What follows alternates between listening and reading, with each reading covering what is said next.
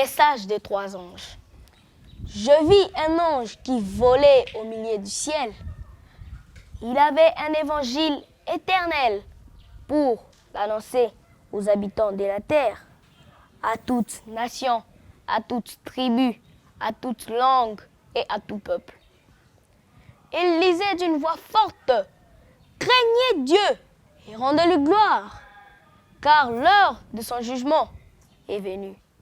Et prosternez-vous devant celui qui a fait le ciel, la terre, la mer et les sources d'eau. » Et un second ange les suivit en disant, « Elle est tombée, Babylone la grande, celle qui a abreuvé toutes les nations du vin de la fureur de son impudicité. » Et un troisième ange les suivit en disant, « Si quelqu'un adore la bête et son image, et reçoit une marque sur son front ou sur sa main, lui aussi boira du vin de la fureur de Dieu, versé sans mélange dans la coupe de sa colère, et il sera tourmenté dans le feu et le soufre devant les saints anges et devant l'agneau. » Apocalypse 14, versets 6 à 10. Amen. Très chers téléspectateurs, partout où vous êtes, nous voulons une fois de plus vous saluer au nom précieux de Jésus-Christ et souhaiter que la paix de notre Seigneur Jésus soit avec vous partout où vous suivez cette émission, Message de 3 anges. Et nous voulons d'une manière spéciale saluer ceux-là qui sont fidèles à cette émission et ceux-là qui ont envoyé leurs requêtes de prière. Nous sommes en train de prier pour cela d'une manière spéciale. Et si vous voulez qu'on fasse une prière spéciale, nous pouvons toujours prendre votre numéro de téléphone et prier avec vous-même au téléphone. Et nous voulons aussi vous annoncer que nous tenons compte de vos requêtes et aussi ceux qui sont en train de poser des questions. Nous le recevons, nous sommes prêts à répondre à ces questions le moment venu, donc tout est pris en considération. Néanmoins, pour aujourd'hui, nous voulons prier avant de commencer notre étude sur l'Apocalypse. Prions le Seigneur. Dieu, notre Père, c'est devant toi que nous venons humblement à ce moment spécial pour t'adorer à cause de ta parole qui donne la vie. À cause du sang précieux de Jésus, qui a fait de nous ce que nous sommes tes enfants, qui nous a réconciliés avec toi. Et nous prions d'une manière spéciale pour le téléspectateur, tous ceux-là qui sont fidèles à cette émission, Message de 3 anges, que ton Esprit Saint le touche et que tu prépares leur cœur à écouter cette parole parce qu'en elle, il y a la vie. Et tu nous as dit, heureux ceux qui lisent et ceux qui attendent la parole de cette prophétie. Nous voulons que cette bénédiction nous accompagne à ce moment, pendant ce temps. Et nous prions aussi pour les téléspectateurs, ceux qui sont en difficulté, que tu puisses trouver solution à leurs difficultés. Et ceux qui sont malades, Seigneur, que tu le touches par ta main puissante qui guérit. Afin qu'à la fin de cette émission, ils sentent que Dieu les a touchés, les a accompagnés. Et nous prions toutes ces grâces au nom de Jésus. Amen. L'Apocalypse parle. C'est notre série. L'Apocalypse parle. C'est l'étude que nous sommes en train de suivre avec vous. Et on a analysé avec vous beaucoup de sujets dont parle l'Apocalypse. Et encore aujourd'hui, l'Apocalypse va vous parler du retour de Jésus. L'Apocalypse parle du retour de Jésus. Comme l'Apocalypse vous a parlé de béatitude, de ceux qui lisent, l'Apocalypse parle aussi du retour de Jésus. Oui, le retour de Jésus, c'est un thème assez important dans la Bible. Lorsque vous lisez la Bible, vous trouverez que ce message, ce thème du retour de Jésus a constitué l'espérance de croyants de tout le temps. Même dans l'Ancien Testament, tous ceux qui ont crié au Seigneur, depuis que l'homme est tombé dans le péché, depuis que l'homme a quitté le jardin, depuis que l'homme a désobéi à la parole de Dieu, le retour ou la venue de Jésus est resté l'espérance de l'humanité, l'espérance des hommes de tout le temps. Et c'est un grand thème d'espérance qui traverse toute la Bible. Lorsque tu lis la Bible, à partir de la Genèse jusqu'en Apocalypse, vous trouverez que partout on parle du retour de Jésus. Partout on parle de Jésus qui vient ou soit de Jésus qui revient. Il est venu pour la première fois lorsqu'il est né pour nous sauver et il va revenir. Et la Bible parle de cela comme l'espérance de tout le temps. 2500 fois dans la Bible, on vous parle d'un Jésus, soit qui vient ou qui revient. Et aussi, lorsque vous lisez seulement le Nouveau Testament, vous allez vous rendre compte que dans le Nouveau Testament, au moins un verset sur 11 vous parle du retour de Jésus. Un verset sur 11 dans le Nouveau Testament. Vous allez vous rendre compte que ça parle du retour de Jésus. C'est donc un thème assez important, une fil d'or qui traverse toute la Bible, qui donne à l'humanité l'espérance de revivre, de voir que nous pouvons encore être restaurés. Nous pouvons encore rentrer dans le jardin d'Éden qui a été perdu. Nous pouvons encore rentrer dans le paradis, dans la beauté. Et donc, je vous ai dit que l'homme a quitté le jardin.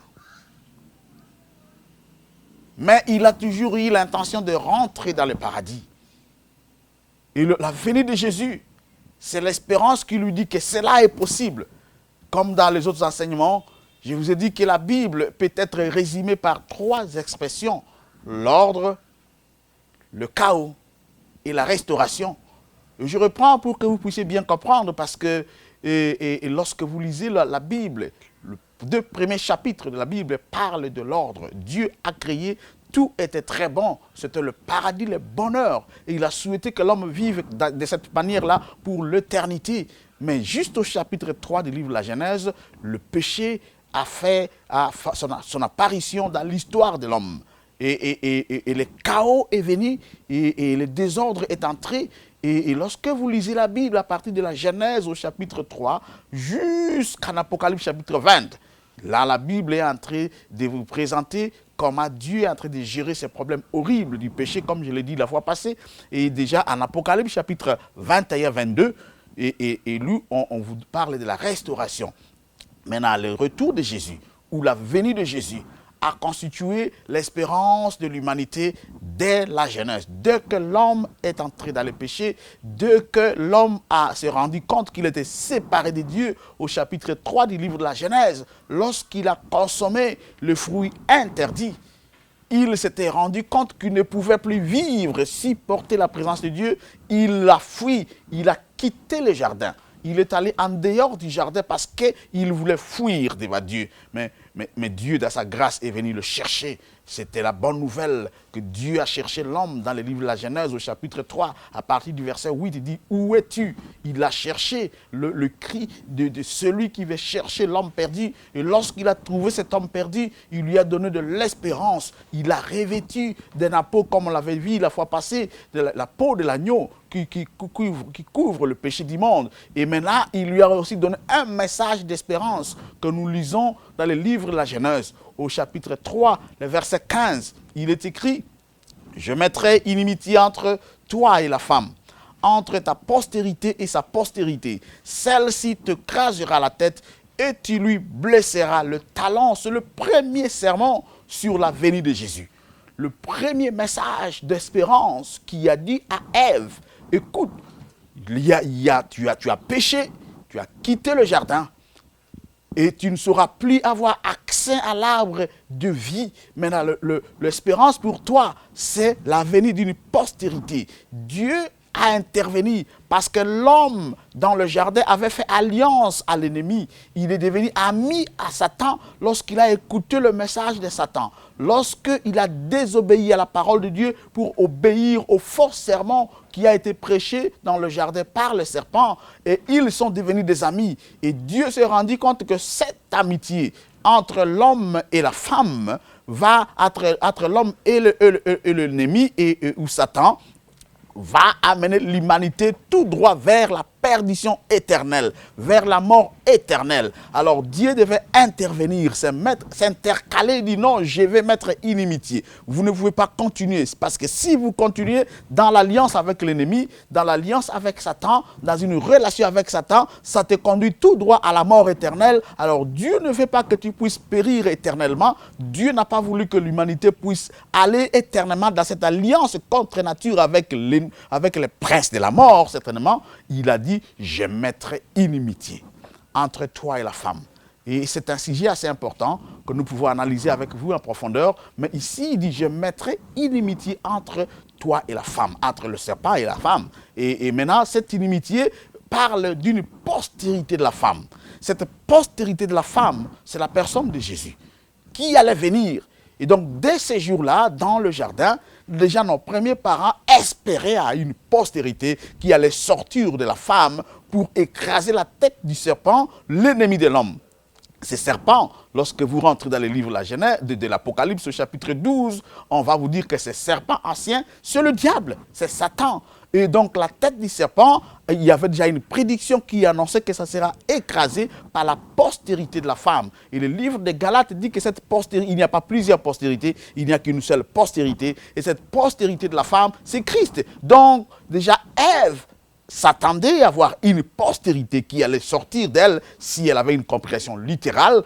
C'est pour cela que lorsqu'elle a donné naissance à Caïn, elle s'attendait peut-être que ça serait Caïn qui serait la postérité de la femme qui allait écraser la tête du serpent. Il a appelé Caïn par la grâce de Dieu, j'ai formé un homme. Mais ce n'était pas celui-là parce qu'il a juste épousé la philosophie de l'ennemi, il est devenu meurtrier. Mais en fait, c'était devenu l'espérance de l'humanité d'attendre la venue de la postérité de la femme qui allait écraser la tête du grand ennemi de l'homme.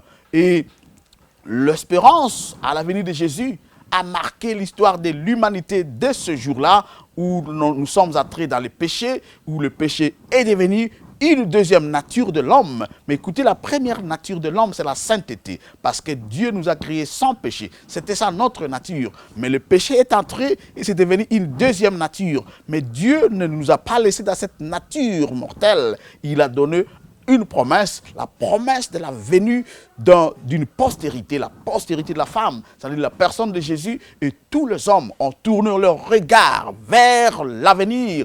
Tous les hommes ont tourné leur regard vers la venue de la postérité de la femme. Et la Bible dit dans Jude 14 et 15, donc Jude 14 et 15, c'est un épître qui n'a qu'un seul chapitre. Et quand je dis 14, 15, c'est-à-dire ce sont les versets que nous allons lire dans ce chapitre-là de Jude.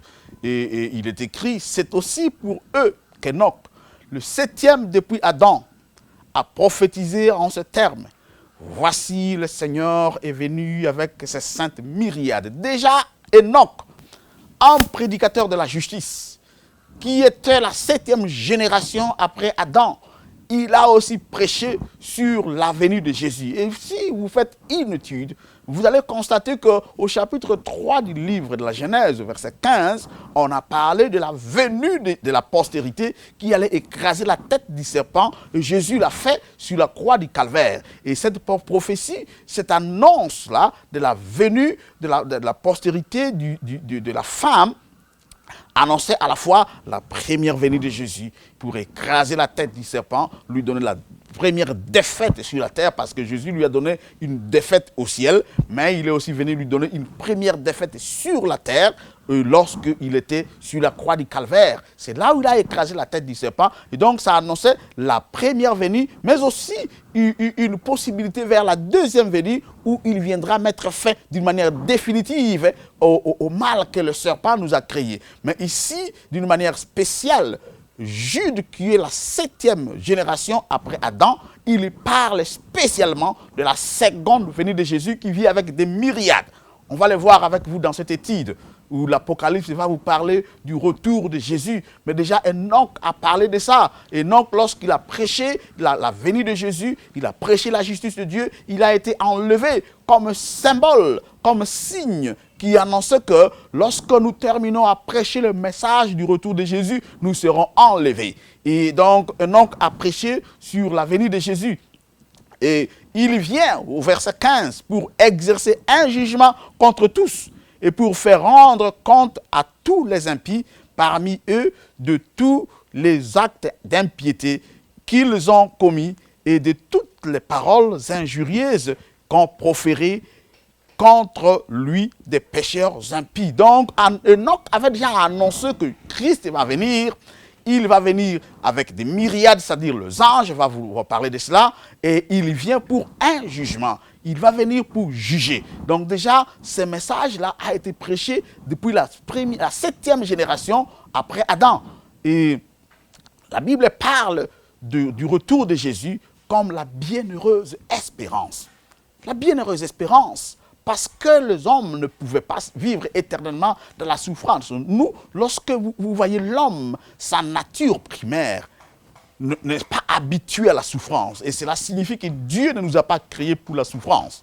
Dieu ne nous a pas créés pour la misère. Dieu ne nous a pas créés pour la mort. C'est pour cela que les hommes réagissent toujours négativement à la souffrance. Ils réagissent parce qu'il y a une nature interne dans l'homme qui n'a pas été destinée à la souffrance et à la mort. C'est pour cela que nous réagissons négativement. Mais ici, la Bible nous dit que le retour de Jésus est appelé la bienheureuse espérance qui va répondre aux aspirations internes de l'homme, le bien-être social et la vie éternelle, la vie sans maladie, la vie sans mort, la vie sans cri, sans douleur. C'est la bienheureuse espérance qui se réalisera au retour de Jésus. Tite, chapitre 2, verset 13, l'apôtre Paul a écrit à son fils Tite, en parlant du retour de Jésus. En attendant la bienheureuse espérance et la manifestation de la gloire du grand Dieu et de notre Sauveur Jésus-Christ.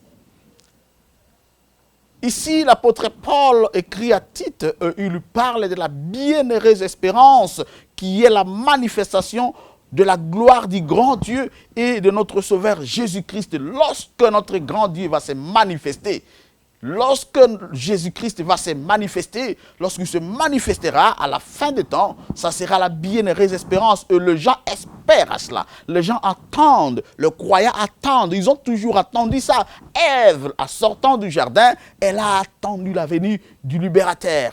Et dans l'histoire d'Israël, on parle de l'espérance messianique où le juif attendait un Messie qui allait sortir de David pour venir les libérer. Et ils s'attendaient aussi à une libération physique certainement, mais ils ont aussi désorienté toutes leurs espérances vers une libération physique et ils ont oublié que la mission du Messie était premièrement une mission spirituelle. Bien qu'il a fait des délivrances pour soulager le corps, mais sa mission était premièrement une mission spirituelle pour nous ramener dans le royaume spirituel où on n'aura plus la souffrance d'une manière éternelle. La bienheureuse espérance. Et Matthieu chapitre 16, le verset 27, nous parle du retour de Jésus comme une réalité, pas une fiction. Ce n'est pas un raconteur, une illusion, mais le retour de Jésus est une réalité. Matthieu chapitre 16, le verset 27, « Car le Fils de l'homme doit venir dans la gloire de son Père, avec ses anges, et alors il rendra à chacun selon ses œuvres. » Je prends avec vous la première partie de ce texte, « Car le Fils de l'homme doit venir ». Je l'ai même souligné pour ceux qui lisent à l'écran. Et il doit venir, pas il peut venir. Ce n'est pas une possibilité, mais c'est un devoir. Il doit venir. Il est parti. Il a promis que je reviendrai. Parce qu'il n'est pas un menteur, il est fidèle, il est la vérité, il doit accomplir sa promesse. Ce n'est pas un démagogue. Il a dit, je reviendrai. C'est pour cela que Matthieu vous dit que c'est un devoir. Il doit venir. Même si ça prend du temps, mes amis qui me suivent, il doit venir. Et rassurez-vous que Jésus doit venir. Pas il pourra revenir. Ce n'est pas une possibilité, mais c'est une réalité. C'est un devoir spirituel qu'il se dit, je dois venir parce que le monde souffre. Il ne doit pas laisser l'humanité dans la souffrance éternellement. Il doit revenir. Il ne doit pas laisser les chrétiens dans la honte éternelle. Il doit revenir. Il a promis que je reviendrai et il est fidèle. Il se tient derrière sa parole pour l'accomplir. Il doit venir. Et ici, l'évangile nous confirme que le retour de Jésus est une réalité. Lorsque vous lisez le grand livre qui parle des livres, la plupart des livres sacrés, même à ceux qui ne croient pas à Jésus comme leur sauveur personnel, ça parle quand même du retour de Jésus.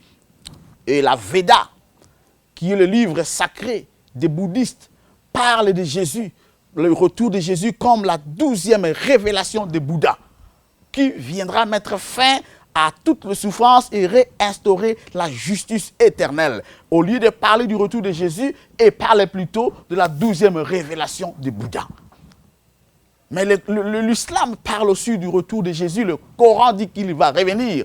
Et Mahomet a recommandé à ses disciples d'attendre ce grand prophète appelé Issa qui va revenir à la fin des temps pour restaurer la justice de Dieu. Et il a recommandé même à ses disciples, les musulmans, d'attendre le retour de Jésus. Le véritable musulman prêche la venue, le retour de Issa qui est parti et qui va revenir.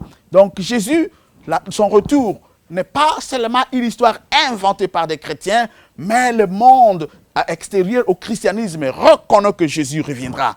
Jésus va revenir. L'univers annonce que Jésus va revenir. Les signes qui nous entourent annoncent que Jésus va revenir. Aujourd'hui, je ne vais pas parler de signes qui annoncent le retour de Jésus, mais je vous parle du retour de Jésus parce que c'est une réalité et c'est la bienheureuse espérance. Il va revenir. La venue du Christ est la clé du message de l'Apocalypse. Le livre de l'Apocalypse s'ouvre comme une révélation de Jésus. On avait déjà parlé de ça. Ça nous révèle le Jésus qui est monté au ciel. Ça nous révèle ce que Jésus est en train de faire au ciel, l'intercession qu'il fait pour nous, son ministère dans le sanctuaire céleste. Ça nous révèle tout cela. Et le livre de l'Apocalypse nous révèle aussi Jésus qui revient. Et déjà, lorsque vous lisez le livre de l'Apocalypse, à l'ouverture, au début, là, ça vous parle du retour de Jésus. Et c'est la clé. Si vous voulez comprendre le message de l'Apocalypse, vous utilisez le retour, l'espérance au retour de Jésus. Parce que si Jésus ne revient pas, à quoi bon la révélation? Si Jésus ne revient pas, pourquoi sommes-nous chrétiens? Si Jésus ne revient pas pour nous amener avec lui, pour nous racheter, pour enlever le mal, pour réinstaurer la justice, à quoi bon la révélation? La révélation a sa raison d'être si seulement Jésus revient. Si Jésus ne revient pas, mais pourquoi croyons-nous à lui? C'est la clé de la compréhension. Et le livre de l'Apocalypse s'ouvre avec ce message sur le retour de Jésus au chapitre 1, les versets 7 et 8. Apocalypse chapitre 1, versets 7 à 8. Il est écrit, « Voici, il vient avec les nuées, et tout œil le verra, même ceux qui l'ont percé, et toutes les tribus de la terre se lamenteront à cause de lui. Oui, Amen. » Verset 8. « Je suis l'alpha et l'oméga, dit le Seigneur Dieu, celui qui est, qui était et qui vient, le Tout-Puissant. » Il n'est pas seulement l'alpha et l'oméga, mais il est le Dieu qui revient. Il est Dieu qui a promis que je reviendrai. Et il revient. Et ici, on va revenir sur ce texte au chapitre du verset 7. La Bible dit, il vient avec les nuées. Jésus vient. L'Apocalypse s'ouvre par ce texte-là, ce message sur le retour de Jésus. L'Apocalypse vous annonce que le Jésus que nous révélons, le Jésus dont vous allez attendre de parler dans ce livre de l'Apocalypse, c'est le Jésus qui revient. C'est pour cela qu'au verset 3, il est dit « Heureux ceux qui lisent ». Heureux ceux qui attendent. Ils sont heureux parce qu'ils découvrent en Jésus, non pas ceux qui abandonne l'humanité, mais Jésus qui revient. Pour vous, votre bonheur, on va parler de la raison de son retour. Pourquoi il doit revenir? On va parler de ça. Mais ici, l'Apocalypse s'ouvre par le retour de Jésus. Et tout au long du livre de l'Apocalypse, vous allez découvrir qu'on parle du retour de Jésus. Apocalypse chapitre 6, versets 12 à 17. Je regardais et quand il ouvrit le 6e sceau, et il y eut un grand tremblement de terre. Le soleil devint noir comme un sac de crin. La lune entière devint comme du sang. Verset 13. Et les étoiles du ciel tombèrent sur la terre comme lorsqu'un figuier secoué par un vent violent jette ses figues vertes. Verset 14. Le ciel se retira comme un livre qu'on roule. Et toutes les montagnes et les îles furent remuées de leur place. Verset 15. Le roi de la terre, les grands, les chefs militaires, les riches, les puissants, tous les esclaves et les hommes libres se cachèrent dans les cavernes et dans le rocher des montagnes. Et ils disaient aux montagnes et aux rochers, tombez sur nous, cachez-nous devant la face de celui qui est assis sur le trône et devant la colère de l'agneau. Car le grand jour de sa colère est venu, et qui peut s'y résister? Ce texte, même si nous n'analysons pas dans les détails maintenant, mais ça vous parle du retour de Jésus, la venue de Jésus, où Jean a vu l'ouverture de ces sceaux-là, le 6e sceau, il a eu un grand tremblement de terre, plus grand que le tremblement de terre de Lisbonne, plus grand que tous les autres tremblements. On va parler de ce tremblement de terre lorsque nous allons faire l'étude sur le millénium, le retour de Jésus, les événements qui vont se produire lorsque Jésus revient. Et le premier événement, il y aura ce grand tremblement de terre dont on va vous parler et on va vous donner les conséquences de ce grand tremblement de terre lorsque Jésus revient. Et il y aura un tremblement de terre et les hommes libres, riches, tous ceux-là qui n'ont pas accepté l'évangile avant le retour de Jésus, parce qu'il y a des gens qui se trompent, qui disent qu'il y a une autre chance après le retour de Jésus où les gens vont passer par la tribulation. Mais écoutez les amis, la Bible ne parle pas de telles choses. À moins qu'on ait mal interprété la Bible, mais la Bible dit que Jésus revient. Et lorsqu'on va analyser le règne millénaire avec vous, vous allez vous rendre compte que lorsque Jésus revient, ça sera déjà fini. D'ailleurs, avant même son retour, il y aura la fin du temps de la grâce. On va vous donner ce que la Bible dit concernant ce retour. La Bible compare le retour de Jésus à ce qui s'est passé à l'époque de Noé. Et lorsque l'ange est venu fermer la porte de l'arche, c'était fini. Et lorsqu'il a plu, il a commencé à pleuvoir, il n'y avait plus de chance pour ceux qui étaient en dehors de l'arche. Lorsque Jésus revient, ça sera fini, ça sera la fin de la grâce et Jésus revient pour un jugement. Il ne vient plus pour intercéder, mais il vient comme un jugement, revient comme le roi des rois. Et c'est pour cela que le ciel va se retirer parce que le ciel actuel doit disparaître. Et la cosmologie actuelle que nous connaissons, qui a des problèmes déjà, qui est atteint des problèmes du péché, doit disparaître, ça doit se rouler. Et ce texte nous parle du retour de Jésus et où les montagnes doivent tomber sur les gens. On va parler de ça lorsqu'on va analyser, on va faire l'étude sur le millénium avec vous. Ne vous en faites pas.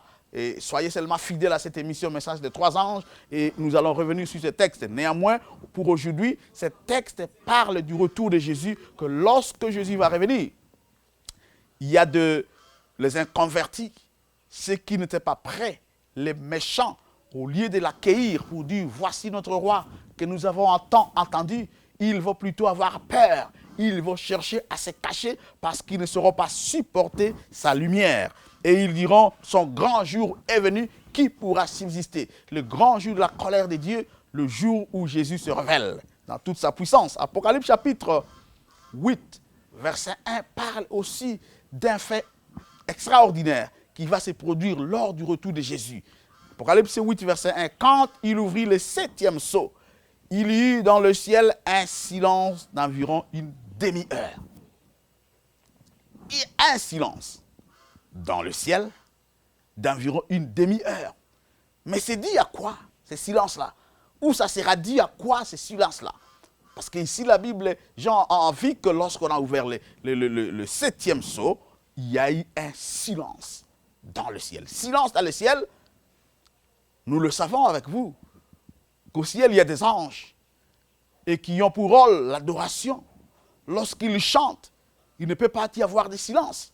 Lorsqu'ils adorent, Saint, Saint, gloire à toi Seigneur, gloire à l'agneau. Les livres de l'Apocalypse nous a parlé de ça. Les 24 vieillards, les 4 êtres vivants, les anges qui adorent, les séraphins qui adorent. Et donc, ici, un silence dans le ciel. C'est dit à quoi? On va analyser ces silences et pourquoi un silence dans le ciel. Matthieu chapitre 25, verset 31, va vous dire que ce silence est dû au retour de Jésus. Matthieu 25, verset 31, lorsque le Fils de l'homme viendra dans sa gloire, avec tous les anges, il s'assiera sur le trône de sa gloire. Voilà. Silence dans le ciel, oui. Pourquoi? Parce que Jésus, lors de son retour, il vient avec tous les anges. On a vu ça avec vous dans l'épître de Jude au chapitre 14, au verset 14-15. Enoch avait prophétisé que lorsque Jésus reviendra, il revient avec des myriades, les anges. Mais ici, Matthieu spécifie, il dit qu'il ne vient pas seulement avec des myriades, mais il vient avec tous les anges. Vous comprenez? Et c'est ce qui explique exactement ce silence-là dans Apocalypse chapitre 8, verset 1 nous parle qu'il y aura un silence dans le ciel, parce que vous comprenez que ce sont les anges qui animent le ciel. avec leurs chants de gloire, leurs chants d'adoration, et puis la louange que nous avons au ciel. Il vit avec tous les anges, pas un groupe d'anges, mais avec tous les anges. Vous savez, lorsque Jésus est né, il y avait un groupe d'anges qui est venu chanter et gloire à Dieu au plus haut des cieux, Père sur la terre aux hommes de bonne volonté. C'était juste un groupe d'anges qui est venu chanter. Mais il y avait aussi un petit groupe de gens qui ont vu, qui ont vu ces anges-là et qui ont attendu ces chants merveilleux. Je souhaiterais être là, mais ce n'est pas encore tard parce que lorsque Jésus revient, il y a tous les anges du ciel qui viennent l'accompagner, qui viennent chanter à l'honneur du grand roi qui a vaincu. Ils viennent l'accompagner. Et c'est pour cette raison que Jude l'avait vu venir avec des myriades. Cette prophétie de Jude, Apocalypse 8, 1, est en train de la confirmer que Jésus revient. Il y aura un silence dans les ciels parce que tous les anges vont se déplacer pour l'accompagner. Et non seulement les anges, lorsque vous lisez Marc chapitre 8, verset 38, il est écrit « Car quiconque aura honte de moi et de mes paroles, au milieu de cette génération adultère et pécheresse, le Fils de l'homme aura aussi honte de lui quand il viendra dans la gloire de son Père avec les saints anges. » Et nous avons déjà parlé de ces anges, mais s'il y a un autre élément qui s'ajoute à notre compréhension, il vient dans la gloire de son Père. À Matthieu, nous avons lu qu'il vient dans toute sa gloire tant que Jésus. Mais ici, on ajoute un nouvel élément, il vient dans la gloire de son Père, avec tous les anges et son Père. Donc le Père n'envoie pas seulement la gloire, le Père l'accompagne, il vient dans la gloire de son Père et il vient dans sa gloire, il vient avec tous les anges. Et vous comprenez pourquoi Apocalypse chapitre 8, verset 1 a dit qu'il y aura un silence dans le ciel. Un silence dans le ciel. Mais écoutez, il y a une autre précision. Lorsque nous rentrons en Apocalypse chapitre 8, verset 1er, on dit qu'il y aura un silence d'environ une demi-heure. Une demi-heure. J'aimerais qu'on puisse comprendre avec vous de quoi s'agit-il cette demi-heure. Est-il une demi-heure littérale, 30 minutes comme vous le savez?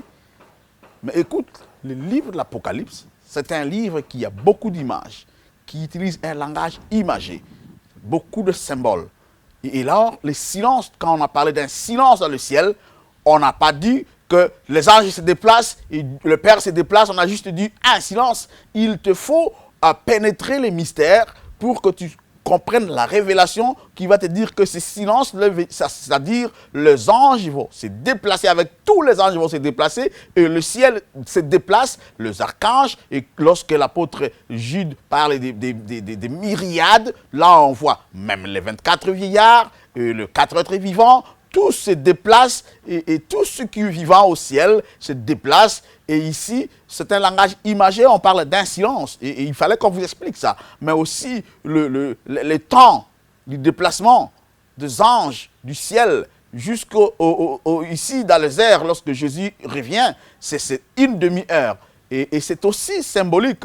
J'aimerais que tu puisses entrer dans la prophétie biblique pour comprendre de quelle période s'agit-il ici, quand on parle d'une demi-heure, 30 minutes. Pour que tu comprennes, le secret se trouve toujours dans la Bible, parce que c'est une période prophétique qui doit être aussi analysée dans un contexte prophétique. Ézéchiel chapitre 4, le verset 6, nous donne la clé pour que nous puissions comprendre la période de 30 minutes dont il est question en Apocalypse chapitre 8, verset 1, où le ciel sera dépourvu d'anges, où le ciel sera vidé des anges, vidé de ses habitants pendant une demi-heure. Et lorsque nous lisons Ézéchiel chapitre 4, le verset 6, la Bible nous dit « Quand tu auras achevé ces jours, couche-toi sur les côtés droits, et tu porteras l'iniquité de la maison de Juda pendant 40 jours. Je t'impose un jour pour chaque année. » Un jour pour chaque année. Et c'est là où tous les étudiants de la Bible puisent la ressource puise la base pour interpréter les périodes bibliques. Il y a plusieurs périodes dans la Bible et aussi cette demi-heure est une période prophétique qui doit être interprétée conformément au même principe d'interprétation des autres périodes prophétiques. Un jour pour une année, c'est-à-dire un jour est égal une année. Et alors, on doit faire notre petit calcul là pour connaître un jour qui égale à une année. En fait, une heure égale combien d'années, combien de jours, ou soit demi-heure égale combien de jours. Un jour, c'est une période de 24 heures. Et Ézéchiel nous dit que cette période de 24 heures égale 360 jours d'une année. Et donc, ici, 24 heures égale 360. Et pourquoi 360? C'est clair, parce que nous sommes en train d'utiliser un calendrier biblique. Et lorsque nous interprétons un verset biblique, nous allons l'interpréter conformément au calendrier biblique. Et le calendrier biblique, c'est un calendrier qui nous présente les mois qui sont égaux, chaque mois de 30 jours. Donc, lorsque tu lis la Bible, tu vas trouver que les mois de la Bible sont tous égaux, et chaque mois a 30 jours. Ce ne sont pas comme le mois actuel qui sont soumis à un autre système de datation, un autre système de cotation, le système solaire où il y a des mois de 28 jours, il y a des mois de 29 jours, il y a des mois de 30 jours, il y a des mois de 31 jours, mais les mois bibliques sont tous égaux, 30 jours. C'est pour cela que 12 mois multipliés par 30 jours nous donnent 360 jours le mois. Et dans notre calcul ici prophétique, un jour de 24 heures est égal à une année de 360 jours. Et là, vous comprenez que 24 heures égale à 360 jours. Et maintenant, nous voulons connaître une heure va équivaloir à combien de jours. Et le calcul est simple. Pour que vous puissiez connaître le nombre de jours que nous avons dans une heure prophétique, donc vous prenez 360 jours divisé par 24 heures, et là, ça vous donne carrément 15. Donc, une heure équivaut à 15 jours prophétiques. Une heure prophétique, c'est la valeur de 15 jours prophétiques. Et maintenant, ça devient plus clair, parce que si une heure prophétique est égale à 15 jours, et alors la demi-heure, on va prendre 15 jours, divisé par 2. Et là, ça nous donne 7,5. Et donc, quand nous avons 7,5, c'est la valeur d'une demi-heure selon la prophétie biblique et selon le calcul prophétique, si vous voulez bien. Et donc, quand la Bible parle d'un silence d'une demi-heure ou d'un silence de 30 minutes, prophétiquement parlant, ça veut tout simplement dire qu'il y aura un silence dans le ciel pendant 7 jours et demi ou 7 jours et 12 heures. Jean a vu que lorsque Jésus revient, il y aura un silence dans le ciel. Je l'ai déjà expliqué. À quoi est dû ce silence-là? Par les mouvements de tous les anges qui se déplacent. Le ciel sera vidé de tous les anges. Et le Père va venir accompagner son Fils dans toute sa gloire. Et pendant 7 jours et demi, vous savez que le péché a créé un désordre énorme dans l'univers. Et le péché a fait de sorte que le prince de l'univers, le prince de la vie, Jésus-Christ, quitte son trône. Pendant 33 ans et demi, il était en dehors de son trône. Il était dans la chair. Il vivait ici-bas. Et il est mort sur la croix. Et l'univers est informé de ce que le péché a fait dans la nature de Dieu et le désordre que le péché a créé dans l'univers. Et la réparation se fera d'une manière publique et d'une manière universelle. C'est pour cela que ça prend 7 jours. Ça ne signifie pas que Dieu est incapable de faire ça en une seconde.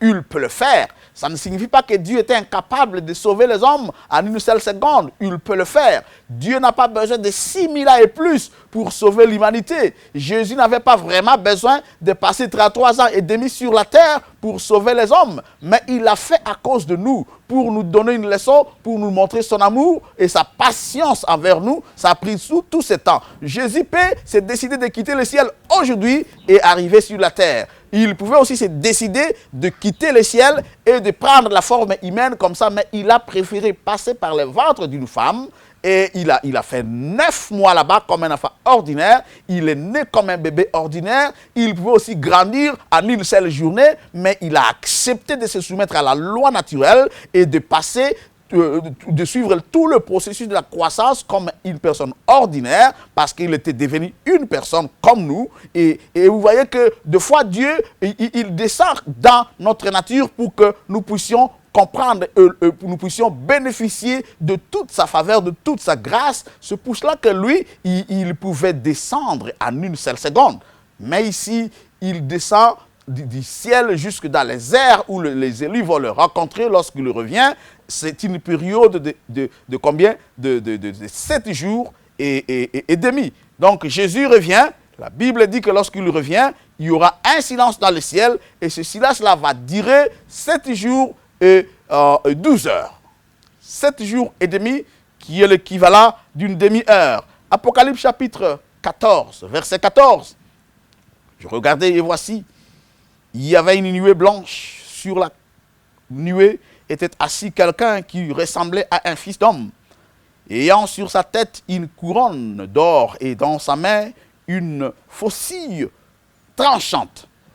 On voit Jésus utilisé quand il parlait de lui-même comme le fils de l'homme. Daniel a aussi parlé du fils de l'homme. Lorsque Jean voit dans le ciel, il voit quelqu'un qui ressemble à un fils de l'homme. C'est Jésus. Maintenant, on le voit ici avec une faucille. Tu vois, dans le langage hébraïque, lorsqu'on voyait quelqu'un avec une faucille dans la main, ça signifiait que c'était le temps de la moisson, parce que les enfants d'Israël, dans l'agriculture, quand ils semaient, ils devaient moissonner, et ils moissonnaient avec une faucille. Et ici, on voit Jésus avec une faucille tranchante. Cela veut dire que c'est le temps de la moisson. Il doit venir pour moissonner la terre. Il doit venir, comme Matthieu l'a dit, il envoie ses anges pour moissonner la terre, pour prendre ses élus, pour les enlever de la terre, les enlever de ce champ et les ramener à la maison du Père. Donc, il vient moissonner. Ici, ça fait allusion au retour de Jésus pour la moisson. Apocalypse chapitre 16, verset 15. Il est écrit, « Voici, je viens comme un voleur.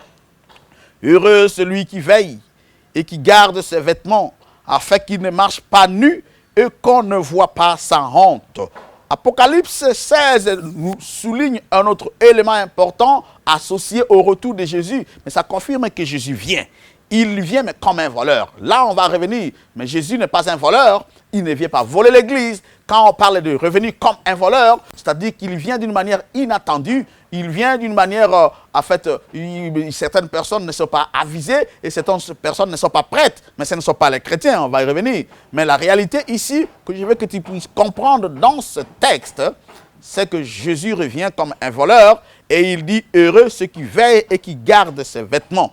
Veiller, c'est-à-dire faire très attention et connaître les signes de temps qui annoncent qu'est-ce qui se passe. Lorsque tu vois ceci, ça veut dire quoi? Lorsque tu vois tel comportement dans le monde, cela veut dire quoi? Lorsque tu vois les gens poser de tels actes, cela veut dire quoi? Donc tu veilles, tu fais attention, tu lis les signes, tu interprètes les signes et tu les associes aux événements bibliques et tu fais très attention de la manière dont tu te comportes, parce que là, c'est garder ses vêtements. Tu le gardes pour que ces vêtements ne puissent pas se salir. Ces vêtements ont été lavés dans le sang de l'agneau, dans une robe de justice qui nous a été donnée par Christ lorsque nous l'avons acceptée, mais nous devons garder cette robe de justice pour qu'elle ne soit pas salie. Et si nous constatons qu'il y a un peu de la saleté dans la robe, il n'y a qu'une seule façon de nettoyer la robe, c'est le sang de l'agneau. Nous réclamons le sang de l'agneau chaque fois que nous sommes en difficulté. Nous réclamons le sang de l'agneau lorsque nous sentons que nous avons péché. Il est notre avocat, il intercède pour nous. Lorsque nous avons péché, nous allons vers lui, nous demandons la puissance de son sang qui a été versé pour nous, afin que nous soyons purifiés de nos péchés. Nous gardons notre robe pour que cette robe ne soit pas ravie et que nous ne puissions pas paraître nus le jour de son avènement.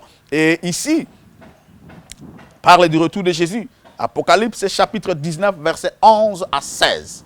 Apocalypse 19, verset 11 à 16, il est écrit « Puis j'ai vu le ciel ouvert, et voici parut un cheval blanc. Celui qui les montait s'appelait Fidèle, ça c'est Jésus, et véritable, c'est lui. Et il juge et combat avec justice. » On le présente ici comme un juge. Il n'est plus un avocat. Il a enlevé sa toge d'avocat, il prend ses habits, il prend une autre toge de juge. Pendant tout ce temps de l'attente de son avènement, il est au ciel comme un avocat. Il intercède pour nous. Mais Apocalypse, chapitre 19, ne le présente plus comme un avocat, le présente comme un juge. Il y vient pour dire, c'est fini. J'ai intercédé. Ceux qui n'ont pas voulu se conformer à la parole, ceux qui n'ont pas voulu se réconcilier avec le ciel, le temps est fini, je change de toge, je reprends la toge de juge pour rendre justice à chacun selon ses œuvres. Et n'oublie pas, Jésus vient pour donner à chacun selon ses œuvres. Et lorsqu'il donne à chacun selon ses œuvres, il n'est plus un avocat, il devient un juge. Et donc, ici, on le présente comme quelqu'un qui vient avec sa rétribution pour rendre à chacun selon ses œuvres, parce que c'est le juge qui dit, tel est fautif, donc il doit être condamné, et telle autre personne est innocente, doit être acquittée. Ici, on le présente comme un juge. Ses yeux étaient comme une flamme de feu, nous sommes au verset 12. Sur sa tête étaient plusieurs diadèmes, il avait un nom écrit, que personne ne connaît si c'est lui-même.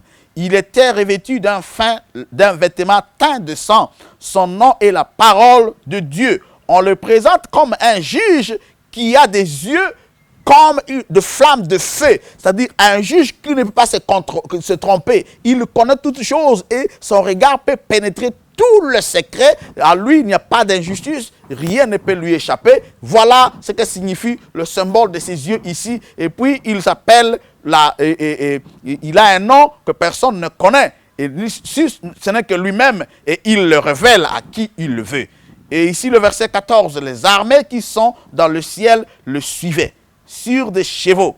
Nous pouvons aller juste au verset 15. De sa bouche sortait une épée aiguë pour frapper les nations.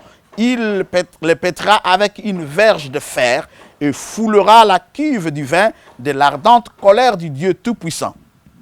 Verset 16. Il avait sur son vêtement et sur sa cuisse un nom écrit, Roi de rois et Seigneur de seigneurs. Ici, on voit tous les armées du ciel le suivre. C'est exactement ce que Matthieu a dit, que tous les anges viennent avec lui. C'est exactement ce que Luc a dit, Marc a dit plutôt, qu'il vit avec des anges. C'est exactement ce que Enoch avait vu. Et le septième, depuis Adam, il avait vu qu'il vit avec des myriades. Ici, on voit les armées qui sont dans le ciel en train de le suivre. Et ça confirme encore cette interprétation du silence dans le ciel, parce que quand il vient en tant que juge pour récompenser les gens, pour donner le salaire à chacun selon ses œuvres, il vient avec toute la cohorte angélique, toutes les forces du ciel, les anges qui sont au ciel, les archanges qui sont au ciel, les principautés qui sont au ciel, toute l'armée du ciel vient avec lui lorsqu'il revient en tant que roi des rois et seigneur des seigneurs. On l'accompagne parce que lorsque le Seigneur sort, lorsque le roi sort, tout le monde doit l'accompagner et tout son gouvernement part avec lui, il l'accompagne pour en fait témoigner de sa réussite, de sa victoire. Apocalypse chapitre 22, le verset 7, le verset 12 et 20. C'est le refrain du retour de Jésus dans le livre de l'Apocalypse. C'est une même phrase qui se répète 3 fois. Jésus revient. Oui, ce chapitre ici nous donne le refrain. Voici, je viens bientôt, verset 7. Heureux celui qui garde les paroles de la prophétie de ce livre. Verset 12. Voici, je viens bientôt, et ma rétribution est avec moi, pour rendre à chacun selon ce qu'est son œuvre. Verset 20. C'est lui qui atteste ces choses dit, oui, je viens bientôt. Amen. Viens, Seigneur Jésus. Oui, Jésus vient bientôt. Le bientôt de la prophétie, c'est le bientôt qui se réalise. Jésus vient bientôt, parce qu'il y a des gens qui pensent que ça fait longtemps qu'il a promis qu'il arrive. Il vient bientôt parce que lorsque tu compares ta vie sur la terre, tu trouves qu'elle est très courte. Et lorsque tu compares les événements qui sont liés au retour de Jésus, Jésus vient bientôt. Il vient bientôt. Même pour ceux-là qui sont endormis dans le Seigneur il y a plus de 2000 ans, ils sont endormis dans un profond sommeil. Lorsque Jésus revient, pour eux, c'est comme s'il n'a pas fait longtemps. Jésus vient bientôt. C'est pour cela que Jean a répondu en disant Amen. Viens Seigneur Jésus. Amen. Viens Seigneur Jésus, parce que nous en avons assez. Nous avons souffert pendant longtemps. Viens Seigneur Jésus. tous mes amis ont été tués. Viens Seigneur Jésus. Le message du retour de Jésus, c'est le message adventiste. Adventiste veut dire tout simplement celui qui attend le retour de Jésus. Dans le calendrier liturgique catholique, il y a une période que les catholiques appellent avant. Et pendant cette période qu'on appelle avant, les catholiques attendent la venue de Jésus. Ils attendent recevoir Christ lorsqu'il ressuscite. Et toute personne, tous les catholiques qui traversent cette période de l'avant, ils sont des adventistes. Et nous nous appelons adventistes du 7e jour parce que nous attendons le retour de Jésus. Nous vivons la période de l'attente. Nous nous préparons à recevoir Jésus lorsqu'il revient. C'est pour cela que nous portons ce nom adventiste. Et je souhaiterais que vous puissiez aussi être un adventiste comme nous. Vous puissiez attendre Jésus, vivre l'espérance de son retour. Nous prêchons parce que nous voulons que le monde sache que Jésus revient. Nous organisons des campagnes d'évangélisation parce que nous voulons informer le monde que Jésus revient. Nous construisons des églises parce que nous voulons que le monde sache que Jésus revient. Et nous sommes ici à Digital parce que nous voulons que tous les téléspectateurs soient préparés au retour de Jésus pour que toi qui écoutes ce message, tu te prépares au second retour de Jésus. C'est pour cela que les adventistes ont organisé ce programme, pour que toi, tu sois aussi un adventiste qui se prépare au second retour de Jésus. Oui, le retour de Jésus est appelé la parousie. Dans 2 Pierre chapitre 3, verset 12, il est écrit, tandis que vous attendez et hâtez l'avènement du jour de Dieu. Avènement ici vient de parousie, grec.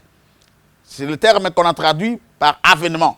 Parousie, c'est un terme assez important associé à une procession et protocole impérial chez les Romains. Il parlait de Kyrios Parousia, c'est-à-dire la venue du Seigneur.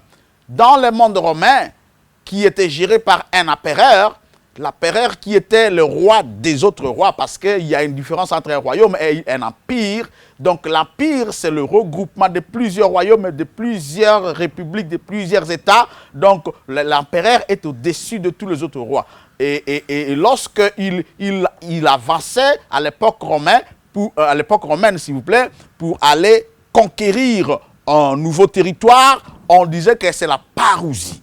Et lorsqu'il venait faire la conquête là, il y avait toute une procession impériale qui accompagnait l'empereur qui venait en conquérant. Et il était accompagné de militaires, il était accompagné de généraux, des officiers, pour dire qu'il a conquis. Il doit maintenant prendre possession de cette nouvelle conquête ici. Et on parlait du parousia, les curios qui vient donc. Les empereurs romains étaient appelés des seigneurs. On les adorait des fois comme des dieux. Et la parousie, c'est juste une image d'un roi qui a conquis tout le monde, qui a conquis les autres territoires et qui avance maintenant avec une grande procession, avec une parade royale, une parade d'un grand conquérant. Et lorsque la Bible parle du retour de Jésus comme de la parousie, ça annonce la conquête qu'il fait définitivement de l'univers et on l'appelle le roi des rois. Et on parle aussi de l'épiphanie.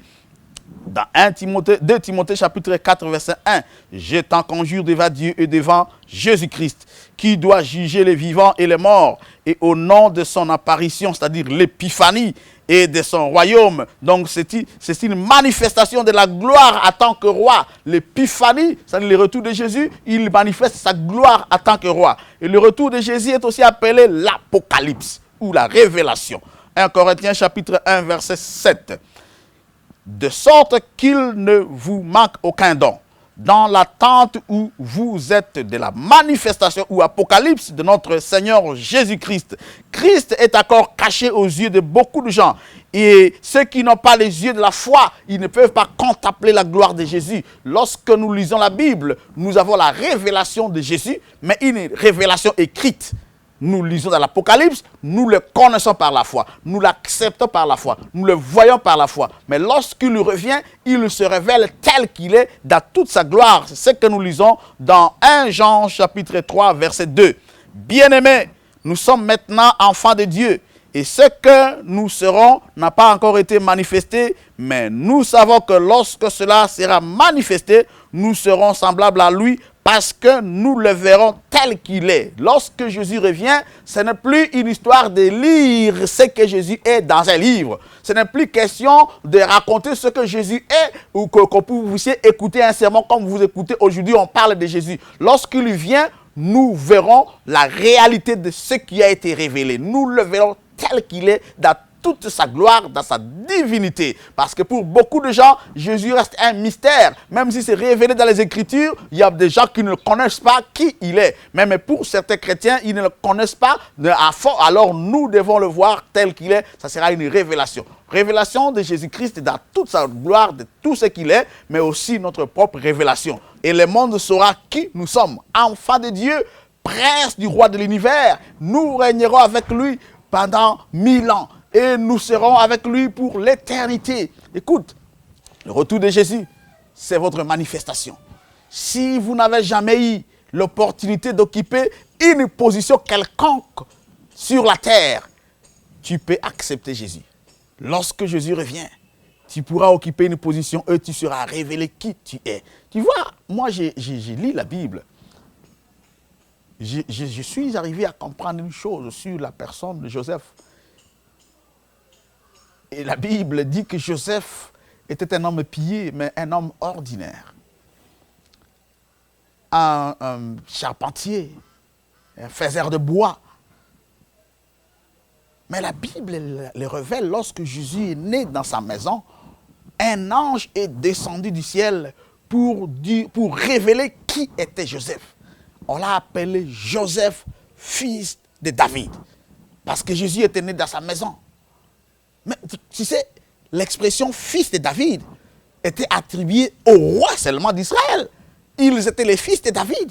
Mais ici, Joseph, un homme ordinaire, un faiseur de bois, on l'appelle le fils de David. Parce que Jésus est né dans sa maison.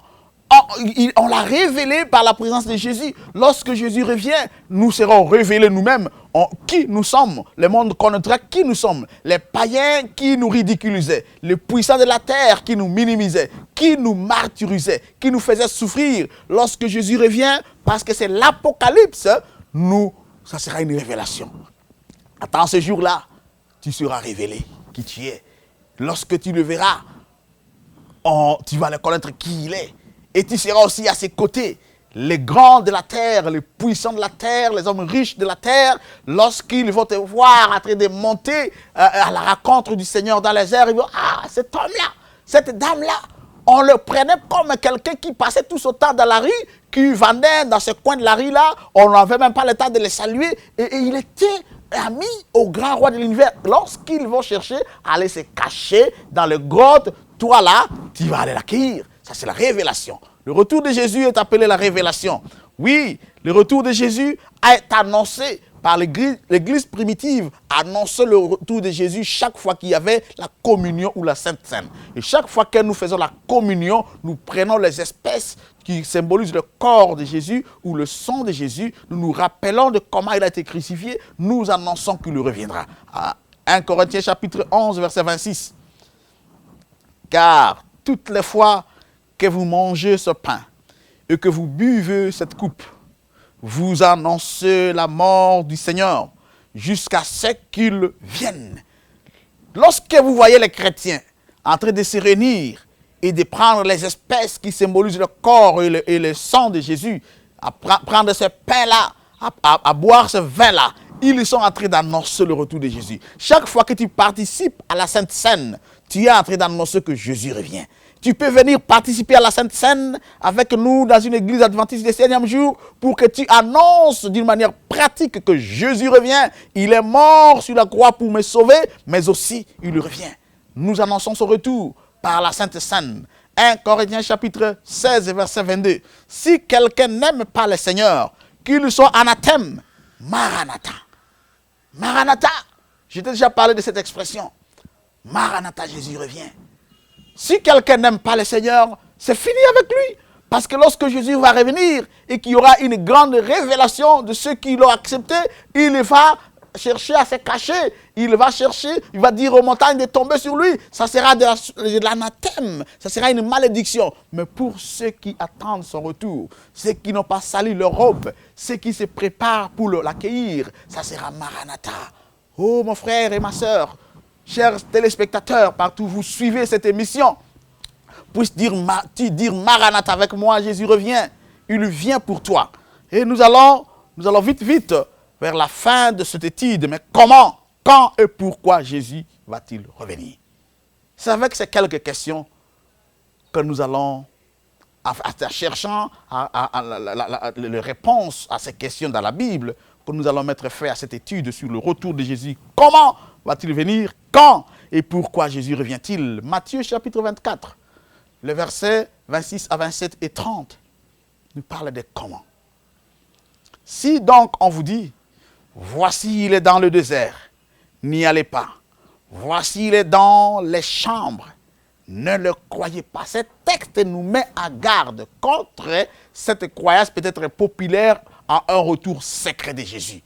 Il y a d'autres gens qui disent qu'il était revenu lorsque, au jour de la Pentecôte, lorsque le Saint-Esprit est descendu sur l'église primitive, dans cette chambre haute, lorsque les gens ont commencé à parler à de nouvelles langues, et qu'ils ont reçu la puissance, ils disent que Jésus était revenu ces jours-là. Il y en a qui disent qu'il revient chaque fois que quelqu'un le reçoit dans son cœur. Il y en a qui disent qu'il était revenu au 18e siècle ou au 19e siècle. Il y en a qui pensaient qu'il allait revenir à l'an 2000. Et il y en a qui ont même annoncé qu'il allait revenir au 20e siècle. Il y a des gens qui continuent à annoncer qu'il va revenir, mais d'une manière secrète. Et la Bible dit, si quelqu'un vous informe que Jésus est revenu, ou il était revenu dans tel endroit, et que tu n'en sois pas informé, il ne faut pas croire, parce que le retour de Jésus n'est pas un événement secret. Le retour de Jésus n'est pas un événement isolé. Et là, on dit dans le désert, isolé là-bas dans le désert. Non, non, non, non, non. Jésus ne vient pas d'une manière isolée. Il ne vient pas dans une chambre d'une manière secrète. Lorsque la Bible te parle de chambre, ça c'est un endroit secret. Lorsque la Bible te parle du désert, c'est un endroit isolé. Donc le retour de Jésus n'est pas un événement secret. Le retour de Jésus n'est pas un événement isolé. Et écoutez le verset 27. Car comme l'éclair part de l'Orient et se montre jusqu'en Occident, ainsi sera l'avènement du Fils de l'homme. Universel, visible de tous, de l'Orient en Occident. On le verra. Comme l'éclair part pour donner la lumière de l'Orient jusqu'en Occident, du soleil levant au soleil couchant, ainsi sera l'avènement du Fils de l'homme. Jésus est au-dessus du contrôle de toutes choses et il n'est pas limité par un espace. Quelqu'un a dit, mais lorsqu'il vient, mais est-ce que tout le monde va le voir au même moment? Il est plus grand que notre terre. Il est plus grand que notre planète. Petite chose dans l'univers qui ne constitue qu'un petit point. D'ailleurs, invisible. Si tu vas dans l'univers, tu vas trouver que notre terre est juste... Notre terre est grande pour toi parce que tu es petit. Mais pour Dieu, c'est une petite chose. Donc Dieu est plus grand, Jésus est plus grand que la petite planète Terre dans laquelle nous habitons. Ça ne peut pas le limiter pour qu'on puisse le voir partout. Si tu penses que le retour de Jésus, parce que lorsqu'il est nuit ici, il est jour ici chez nous, il est nuit de l'autre côté, et si tu réfléchis dans ce sens-là, tu ramènes Jésus dans ta petitesse. Mais il est plus grand. Il revient dans la gloire de son Père. Et lorsque Dieu se manifeste, il peut être visible partout parce qu'il est omniprésent. Il revient dans la gloire de son Père d'une manière visible, universelle. Le verset 30 dit, « Alors, le signe du Fils de l'homme paraîtra dans le ciel. Toutes les tribus de la terre se lamenteront et elles verront le Fils de l'homme venant sur les nuées du ciel avec puissance et une grande gloire. » La Bible parle de toutes les tribus de la terre. Et d'autres personnes, d'autres versions parlent de toutes les nations. Lorsque Jésus revient, toutes les tribus de la terre le verront. Et quand on parle des nations, quelquefois dans la Bible, ce sont les gens qui ne connaissent pas Dieu, les païens. Tout le monde le verra. Et ceux qui n'ont pas reçu l'évangile maintenant, ils vont se lamenter. Ils vont demander aux montagnes de tomber sur eux. Ils le verront. C'est ce que nous avons lu en Apocalypse chapitre 1, le verset 7. tout œil les verra. Tu vois, les oiseaux ont des yeux, les insectes ont des yeux, les reptiles ont des yeux, les animaux ont des yeux, les hommes ont des yeux. Et la Bible dit tout œil les verra. La Bible ne dit pas là-bas que tout homme les verra, mais tout œil, toute créature qui a des yeux se rendra compte que Jésus est revenu. Et alors même ceux qui l'ont persécuté, ça sera une résurrection spéciale pour ces gens-là, qu'ils puissent le voir. Et même ceux qui se comportent comme ceux qui l'ont persécuté, ceux qui l'ont crucifié, et ils le verront. Ceux qui l'ont percé, ils le verront. Et la Bible dit, toutes les nations de la terre se lamenteront. Hébreux chapitre 9, verset 28. De même, Christ, qui s'est offert une seule fois pour porter les péchés de plusieurs, apparaîtra sans péché une seconde fois à ceux qui l'attendent pour leur salut. Il apparaîtra à ceux qui l'attendent. Ouais, il y a des gens qui disent non, écoutez, la Bible dit il apparaîtra seulement à ceux qui l'attendent. Mais n'oublie pas aussi que la Bible a dit toutes les tribus le verront. Il apparaîtra pour nous parce que ça sera une joie pour nous. Et pour eux, ça sera une malédiction. Pour eux, ceux qui n'acceptent pas Jésus. Il va apparaître pour nous comme une bénédiction, mais il va venir pour eux comme un jugement, comme quelqu'un qui vient les punir, comme un juge, mais il vient pour nous comme notre sauveur. Apocalypse chapitre 7 a parlé aussi de tout œil le verra, comme je vous l'ai dit. Mais quand va-t-il revenir? Matthieu chapitre 24. Le verset 36 à 39. Matthieu 24, 36 à 39, nous lisons. Pour ce qui est du jour et de l'heure, personne ne le sait. Ni les anges des cieux, ni le Fils, mais le Père seul. Ce qui arriva du temps de Noé arrivera de même à l'avènement du Fils de l'homme.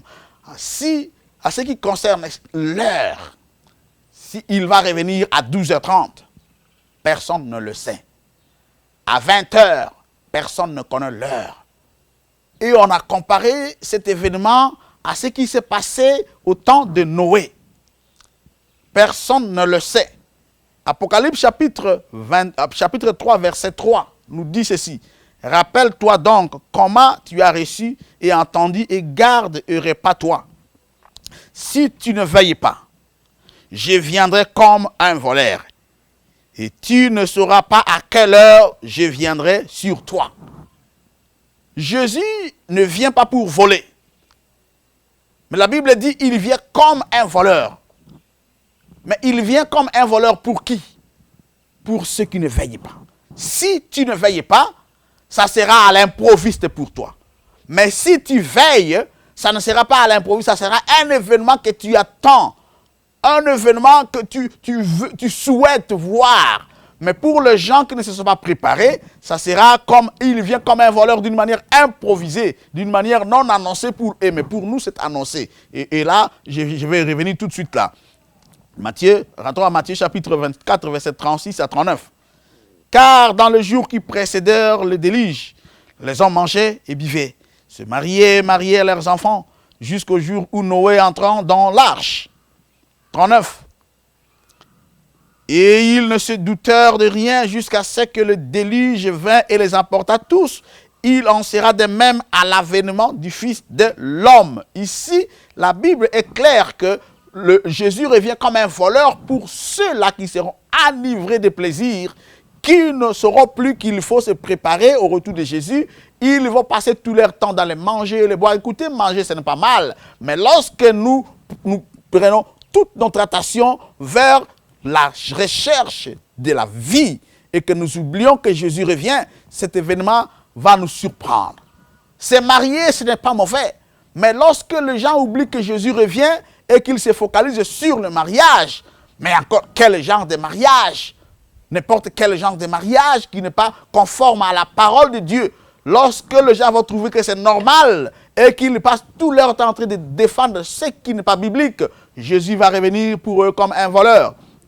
Je vais aller dans le livre de l'Évangile selon Luc, chapitre 17, versets 26 à 30. Évangile selon Luc 17, versets 26 à 30. Il est dit, ce qui arriva du temps de Noé arrivera de même au jour du Fils de l'homme. Je reprends ce texte-là pour toi dans l'Évangile de Luc. ce qui arriva du temps de Noé arrivera de même au jour du Fils de l'homme. Les hommes mangeaient, ils buvaient, se mariaient et mariaient leurs enfants. Jusqu'au jour où Noé entra dans l'arche, le déluge vint et les fit tous périr. Ce qui arriva du temps de Noé arrivera de même au jour du Fils de l'homme. Écoute, Jésus a dit, je viens comme un voleur. Et il compare son retour à ce qui est arrivé au temps de Noé. Noé était informé qu'il y aura un déluge. Noé était informé qu'il fallait construire une arche. Et Noé était informé que le temps venu, il doit entrer dans l'arche pour trouver refuge. Et c'est là où il allait sauver sa vie et sa famille. Il avait prêché pendant 120 ans qu'il y aura un déluge. Et lorsqu'il était en train de construire l'arche, c'était un signe qui annonçait qu'il y aura un déluge.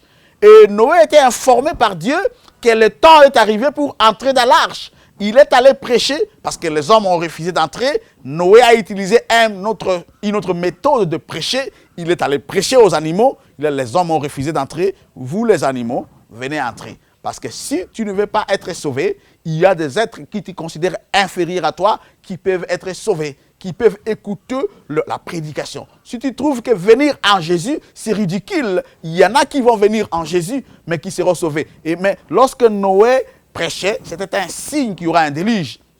Mais les gens étaient ivres de bonheur, de plaisir. Ils mangeaient, ils buvaient, ils allaient dans des fêtes, ils se mariaient comme ils veulent. Toutes sortes de mariages, comme vous le connaissez aujourd'hui, les gens se mariaient. Pour eux, l'essentiel, c'est le mariage. Pour eux, il ne faut pas prêcher autre vérité, parlez-nous de mariage. Pour eux, parlez-nous de voyage. Pour eux, parlez-nous de réussite. Pour eux, parlez-nous de richesse. Lorsque les gens sont plus concentrés par ça, ils oublient que Jésus revient. Frères et sœurs, et alors Noé, il s'est préparé. Il savait que c'est le temps d'entrer dans l'arche. Maintenant, les animaux sont entrés. Et lui savait que, comme les animaux entrent, c'est que c'est le moment d'entrer. Et lui-même est entré. Sa famille est entrée. Mais une seule chose que Noé ne savait pas, à quelle heure l'ange viendra fermer la porte. Ça, il ne le savait pas.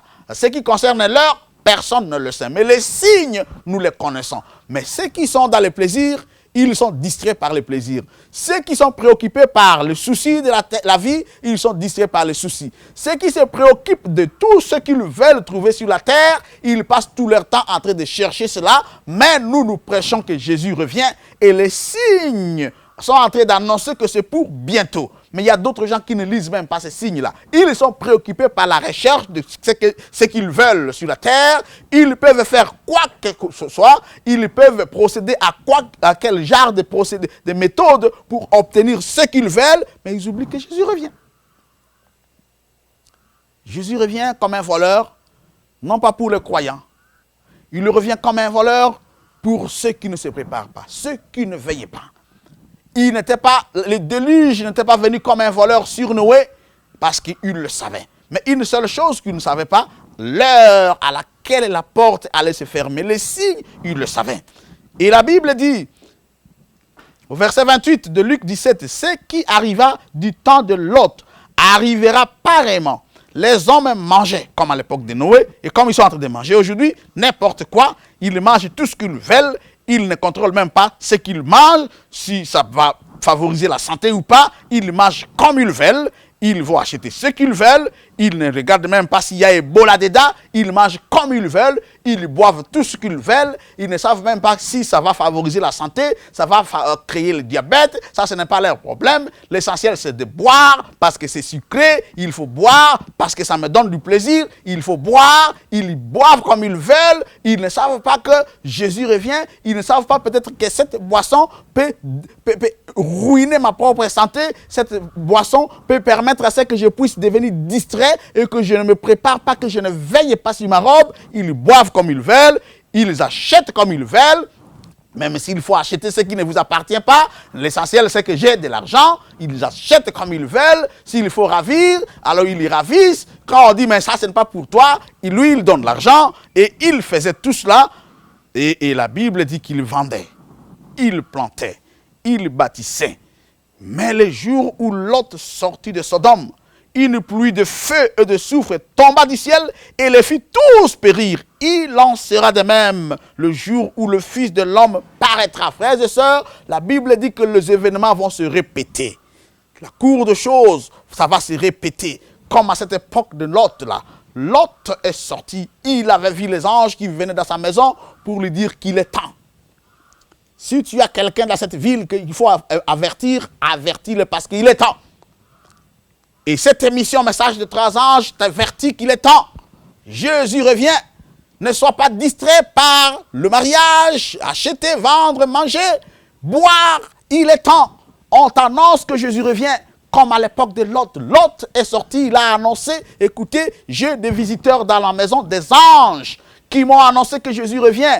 Nous, les adventistes, nous avons ce message de 3 anges dans le livre d'Apocalypse, chapitre 17, versets 6 à 14 à 12, que nous prêchons. Les anges nous ont informé que Jésus revient bientôt et qu'il y a des choses que nous devons observer. Nous devons nous mettre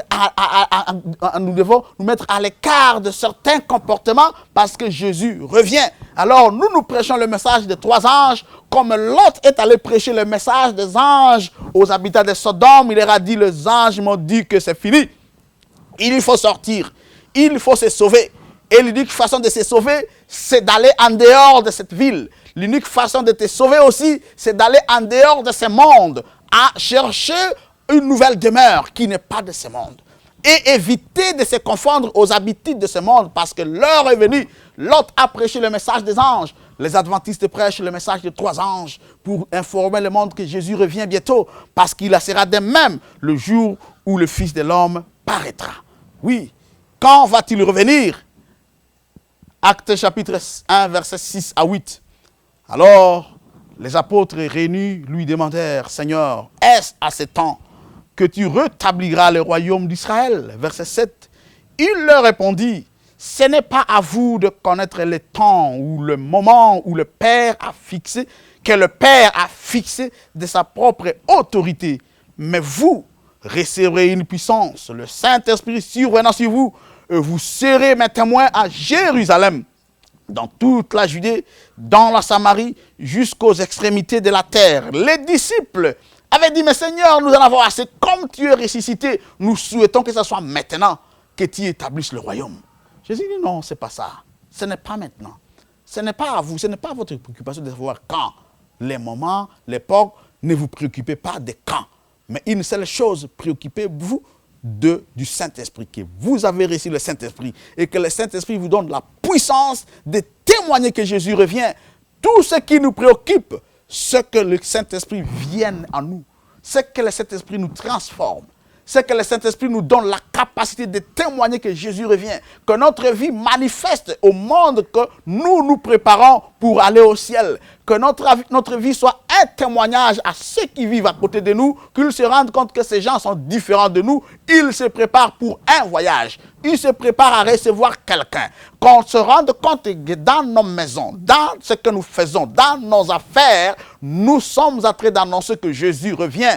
Oui, vous recevez une puissance et vous serez mes témoins. Je souhaiterais que tu reçoives cette puissance aujourd'hui, que tu témoignes à l'humanité que Jésus revient, que tu témoignes là où tu es que Jésus revient, que tu sois un témoin dans ton quartier que Jésus revient. Lorsque les gens passent devant ta maison, qu'ils se rendent compte que cet homme se prépare pour un événement, cette femme se prépare à recevoir un roi, ce garçon se prépare à recevoir Jésus, que ta vie même à l'école puisse être un témoignage que Jésus revient, que ta vie même au foyer, ta vie au lieu de service, ta vie dans la position que tu occupes puisse être un témoignage, puissant témoignage que Jésus revient. Reçois donc le Saint-Esprit de Dieu pour qu'il te donne la capacité de témoigner que Jésus revient. Que tu prépares le monde au retour de Jésus comme Noé a préparé le monde à l'avènement du déluge. Tu peux recevoir cette puissance du Saint-Esprit.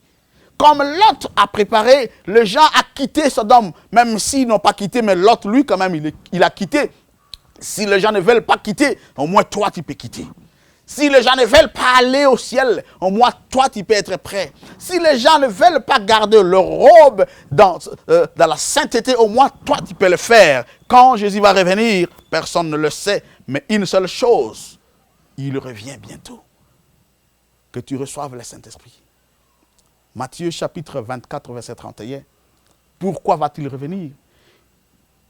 Il enverra ses anges avec la trompette retentissante et ils rassembleront ses élus de 4 vents depuis une extrémité des cieux jusqu'à l'autre. Il revient pour que les anges te rassemblent.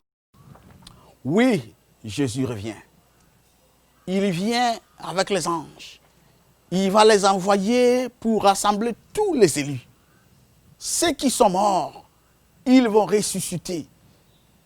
Et lorsqu'ils ressuscitent, Jésus va les amener avec lui. C'est notre prochaine étude. Jésus revient, mais pourquoi revient-il? 1 Corinthiens chapitre 15, versets 51, 52 et 54. Voici, je vous dis un mystère, nous ne mourrons pas tous, mais tous nous serons changés. En un instant, en un clin d'œil, à la dernière trompette, la trompette sonnera, et les morts ressusciteront incorruptibles, et nous serons changés. Verset 54, lorsque ce corps corruptible aura revêtu l'incorruptibilité, et que ce corps mortel aura revêtu l'immortalité, alors s'accomplira la parole qui est écrite. La mort a été engloutie dans la victoire. Jésus revient pour que les morts ressuscitent. Si tu as un être cher qui est décédé et que tu es convaincu que cette personne est décédée dans le Seigneur, Jésus revient pour que cette personne revienne à la vie. Il revient pour que notre corps corruptible ici revête l'incorruptibilité. Il revient pour que tu ne sois plus blessé. Il revient pour que tu ne souffres plus d'Ebola. Il revient pour que la famine ne te ronge plus. Il revient pour que la pauvreté ne puisse plus te ridiculiser. Jésus revient pour que le mort ressuscite. Jésus revient.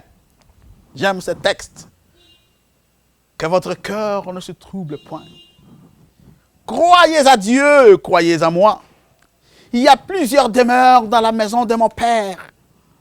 Et si cela n'était pas, je vous l'aurais dit, je vais vous préparer une place. Et lorsque je m'en serai allé et que je vous aurai préparé une place, je reviendrai et je vous prendrai avec moi, afin que là où je suis, vous y soyez aussi. Jean chapitre 14, versets 1 à 3. Je reviendrai. Il ne peut pas tromper. Il est fidèle. Je reviendrai, afin que là où je suis, vous y soyez aussi. Voudriez-vous être avec Jésus là où il est, dans la félicité céleste, dans la gloire de son Père? Oui, Jésus revient pour toi. Jésus revient pour tes amis qui sont morts dans le Seigneur, dans l'espérance de son retour. Il revient pour que ces gens soient ressuscités. Jésus revient pour te prendre. Jésus revient pour que là où il est, tu sois aussi. Oui, la seule chose que tu peux faire pour que Jésus te prenne quand il revient, c'est de l'accepter aujourd'hui. C'est de lui donner ta vie maintenant. Lui dire, Seigneur, j'ai passé toute ma vie peut-être dans l'humiliation. J'ai beaucoup souffert, Seigneur. Je n'ai jamais connu le bonheur, mais le bonheur, tu le connaîtras peut-être quand il revient. Prions. Je vais prier avec toi. Seigneur, merci parce que tu reviens. Merci parce que lorsque tu viens, c'est pour que tu te révèles et que nous soyons révélés. Merci parce que tu viens pour nous amener où tu es dans la félicité. Merci parce que le téléspectateur qui a suivi ce message veut être prêt à aller avec toi au ciel. Que tu le prennes et que tu l'amènes où tu es, Seigneur. Aide-les à recevoir la puissance de ton Esprit Saint pour changer sa vie, le transformer. Et aussi le rendre prêt à te recevoir quand tu reviens. Au nom de Jésus. Amen.